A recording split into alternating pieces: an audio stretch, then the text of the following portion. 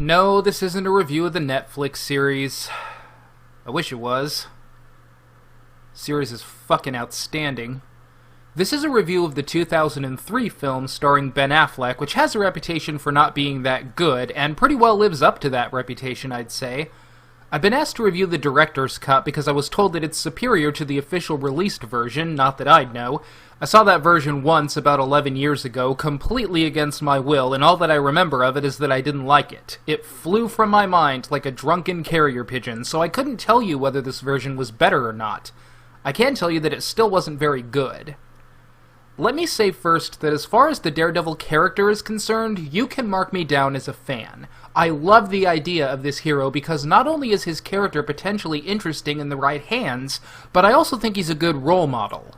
Most, if not all, superheroes have abilities added to them, being super strength, night vision, etc. Daredevil is a hero that actually had one ability taken away, but instead of giving up, he makes the most of the senses he does have. I think that sends a great message, and I like this hero a lot. It's his own tenacity and perseverance that makes him heroic, and he proves that limitations don't have to stop you from making the most of what you do have. But you know, I only really know that because of the show, which just goes to show that material being good or bad usually depends on whose hands it's in. The film covers a lot of the same ground as the show. Matt Murdock becomes blind as a child because of a chemical spill and hones all of his other senses so he can avenge the murdered father, who was killed because he refused to take a dive in a fight. He's kind of like Batman if Batman was dirt poor and actually had to work for a living.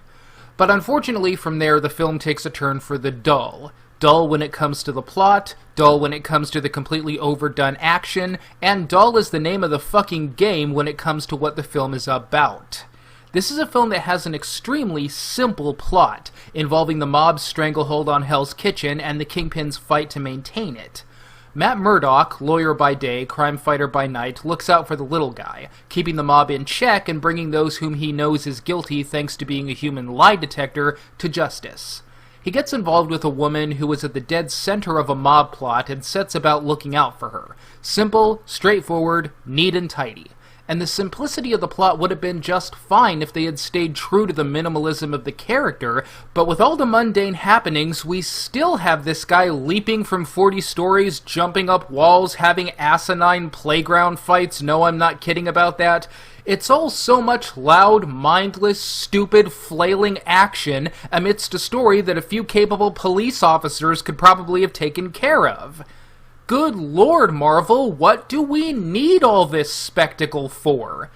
See, this is the problem with the overwhelming majority of the Kevin Feige-produced film productions. They're all trying so desperately to entertain that they forget all about little things like skill, or subtlety, or character nuance, or anything that makes a film truly special. It's like watching a 6-year-old in a bee costume unabashedly flailing their limbs around to a Britney Spears song in order to impress all the adults. Sure, one could argue that it's entertaining on some level, but no one in their right mind would call it good, unless they had some kind of sentimental attachment to the girl and have deluded themselves into thinking that they can do no wrong, and that even when they do wrong, at least it's for a good cause. The show understands that subtlety is the best fit for this kind of story. Sure, their Daredevil is very capable in a fight, but he's also bound by human limitations. None of this jumping from 40 stories and living when they land type of shit. If this guy falls off a roof, he gets fucking hurt.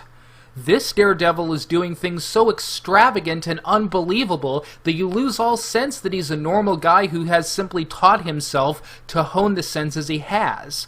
And that's the primary issue I have with Daredevil. The style of the film is completely at odds with what the film is actually about. Had this all been presented in a more down-to-earth tone, it might have been a bit easier to swallow, or at the very least wouldn't have come across as fucking stupid. Having all these amazing feats of acrobatics to accomplish something that a non-acrobatic person could achieve is just fucking dumb. The cast is fine, yes, even Ben Affleck did a serviceable job here, and now that I understand all of the characters thanks to the show, I can safely say that Jon Favreau was cast very well as Foggy. Plus, it was nice to see him again. Hi, John! How you doing? You're awesome. Jennifer Garner isn't bad, but her character simply does nothing for me. She's a blank slate 90% of the time, having nothing interesting to say, and mostly just standing there in all the moments that she isn't getting into pointless, stupid fights with Murdoch. These two characters have absolutely no chemistry, and really nothing bringing them together. One moment they have a pointless fight, and almost literally the next moment he's taking her to rooftops and swooning over her. There's simply no build-up here, and no payoff. We then have Michael Clarke Duncan as Wilson Fisk, and this is going to be a bit of an aside, but I really can't talk about this actor without bringing this up.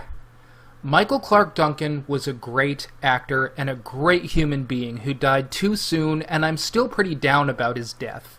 Before getting into acting, he worked as a ditch digger and a bouncer to support his family, and both in and out of acting he was usually hired for his size as opposed to what anyone saw as his skills, but he always surprised those who hired him simply for his size by being truly good at his job, and in the case of acting, delivering a good performance.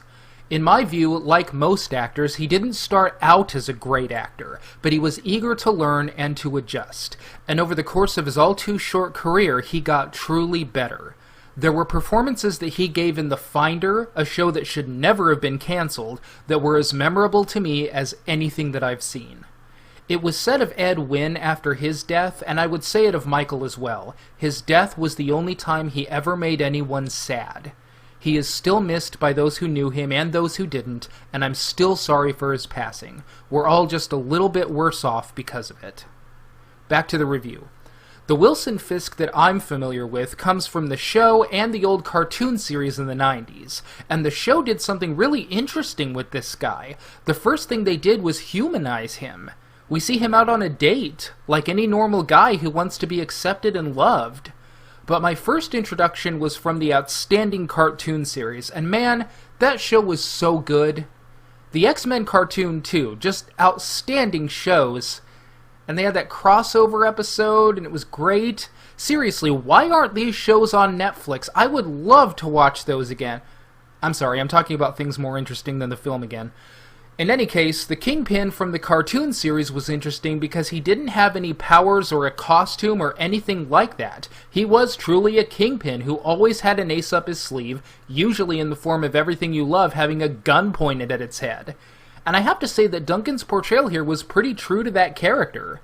Unfortunately, it doesn't seem like the filmmakers really cared that much. We see him maybe 3 times, and that's about it.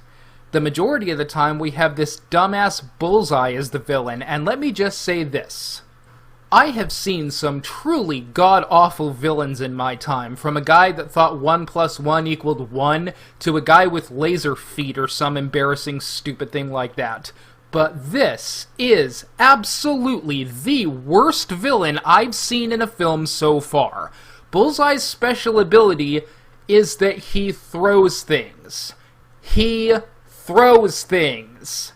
Like, seriously? I mean, didn't you guys think that might come across as being a little stupid? Because first of all,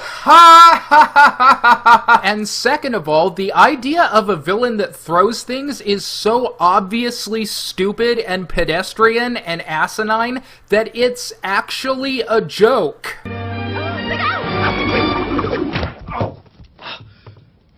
That really hurt.